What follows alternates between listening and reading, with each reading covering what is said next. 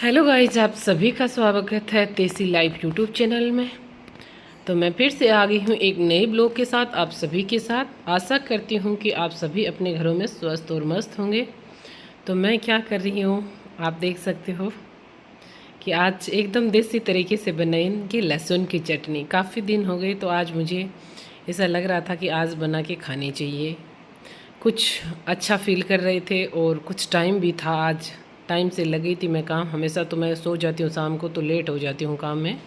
आज मेरे पास टाइम था तो मैंने कहा आज लहसुन की चटनी बनाएंगे। तो मैं मिर्चों को सारी को तोड़ रही हूँ। आप क्या इसी तरीके से बनाते हो? मैं सभी मिर्च को छोटे छोटे टुकड़ों में काट लूँगी। इनके बीज पहले जितने निकलेंगे मेरे से उतने पहले निकाल लूँगी। किसी को मीठा पसंद है, किसी को नमकीन पसंद है, किसी को कुछ पसंद है, पर मेरे को तो लहसुन और मिर्च की चटनी पसंद है, वो भी देसी तरीके से इस मिट्टी की कुंडी के अंदर बना के खाते हैं वो।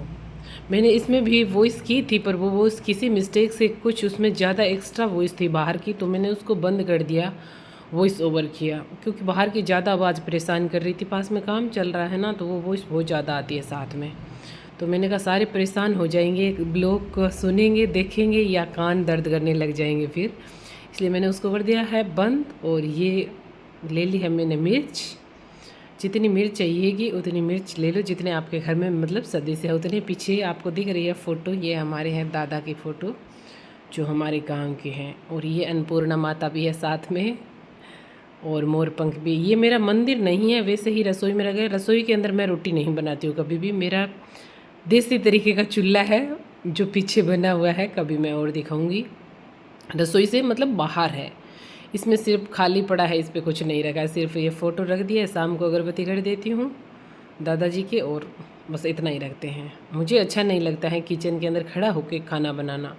मैं बैठ के आराम से सुकून से भोजन बनाती हूँ, वही भोजन मुझे अच्छा लगता है। अब इसको मैं भिगो दूँगी कुछ देर के लिए।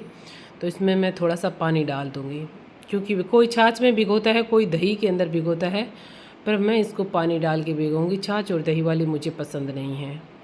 अब इसका दे दिया मैंने ढक्कन, कुछ देर ये सॉफ्ट हो जाएगी, और तब तक मैं लहसुन को छील के कर लूँगी तैयार। मैं इसमें कुछ और बोल रही हूँ और इसमें कुछ और बोल रही हूँ, आप परेशान मत होना बिल्कुल भी, है ना, क्योंकि मेरे वो बहुत ज़्यादा वॉइस थी, मुझे भी बुरा लग रहा था सुनने में, तो आपको तो लगेगा ही। मैंने कुछ देर भिगो दी थी, और भिगोने के बाद अब मैंने शुरू कर दी है इसकी प्रोसेस। अब इसको अच्छे से मिक्स कर लेंगे। मुझे ज़्यादा आती नहीं है ये बनानी, पर मैं कोशिश करती हूँ जैसी भी आती है मुझे बना लेती हूँ। मतलब परफेक्ट तरीके से मेरी देवरानी बनाती है, बहुत अच्छी बनाती है। उसकी बनाई हुई मुझे बहुत अच्छी लगती है लहसुन की चटनी, पर मैं कोशिश करती हूँ कि मैं भी सीख जाऊँगी उनके जैसा। कोशिश करने वालों की कभी हार नहीं होती है। तो मैं इसी ध्येय के साथ और इसी लक्ष्य के साथ निरंतर कोशिश कर रही हूँ, कभी इस हाथ से कभी इस हाथ से, कि काश ये हो जाए अच्छे से। क्योंकि जिसको अच्छे तरीके से आती है ना, वो तो चंद मिनटों में कर लेता, पर मुझे सच बताऊँ तो इसमें 1 से 1.5 घंटा लग गया, फिर भी वो अच्छी तो नहीं बनी। पर जी को तसल्ली दे ली, मैंने कहा अच्छी बन गई है, जैसी भी बनी बस इसमें हम संतुष्ट हैं। आप भी इसी तरीके से बनाते हो क्या? मुझे ज़रूर बताना। सिलबट्टे की चटनी मैं इधर देख रही हूँ, कोई मेहमान आया है, कौन आया है, कौन आया है, मैं बार बार देख रही हूँ। अभी तो मुझे दिख रहा है पर आपको नहीं दिखे। दिख गए, पतिदेव जी आ गए हैं बाहर से, बोल रहे हो ये ओके काम चल्लू करियो है। इनको मिर्च की चटनी बिल्कुल भी पसंद नहीं है, ये मेरे को देख के हंस रहे हैं कि ओके काम चल्लू करियो, पर मन अच्छी लगे है मिर्च की चटनी बहुत ज़्यादा। बाद में इन्होंने मुझे बोला कि बाहर मौसम बहुत सुहाना हो गया है, चलो देख लो आप, फिर बना लेना चटनी। मैंने उसको बीच में ही छोड़ दिया और बीच में ही आ गई छत पे। बहुत अच्छा मौसम था, बहुत सुहाना मौसम था। बहुत ही मतलब ऐसा था कि जैसे सावन के महीने में होता है, पर बहुत अच्छा था। तो मैं चली गई तुरंत। और ये है मेरे पास क्लिप गणेश चतुर्थी के दिन मंदिर की, मेरे पास रखी थी पहले से, तो मैंने कहा एक ये क्लिप फिर ले लेते हैं साथ में। उस दिन आधी उस दिन तो गणेश चतुर्थी के फर्स्ट दिन की थी, ये गणेश चतुर्थी के सेम डेज़ की है। मैंने ले ली है ये क्लिप इस साथ में बप्पा की।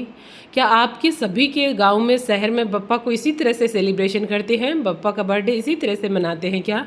मुझे कमेंट करके ज़रूर बताना। और जो भी भाई बहन मेरे ब्लॉग को देखते हैं, प्लीज़ ज़रूर ज़रूर रेड हार्ट कमेंट किया करो। मुझे अच्छा लगता है, मुझे सपोर्ट मिलता है, आप मुझे मोटिवेशन मिलता है कि आप मेरे वीडियो को, ब्लॉग को कितना पसंद करते हो। ये है बप्पा जी, आप दर्शन कर लो और अपनी मनोकामना मांग लो।